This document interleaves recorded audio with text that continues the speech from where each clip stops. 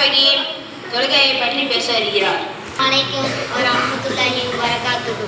நான் எடுத்துக்கொண்ட தலைப்பு தொழுகை முக்கிய செயல்கள். நஹ்மதுஹு வ ஸல்லி அலா ரசூலின் அம்மாபாத். தன்னை வணங்குவதற்காக மனிதனை படைத்தான். வணக்கத்தும் அனைத்ததும் தொழுகைத்தான்.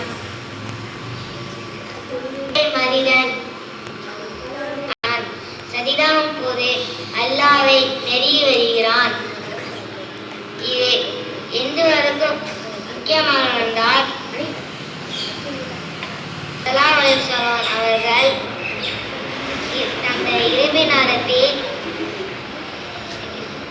தொழுகை முக்கியமாகும். ஒவ்வொரு முஸ்லிமுக்கும் 5 வரை தொழுகை கடமை. அதுடைய முக்கிய தொடர்த்த அது வேண்டும். அல்லாஹ் தாலா நம்ம மீது அறிவுரையாக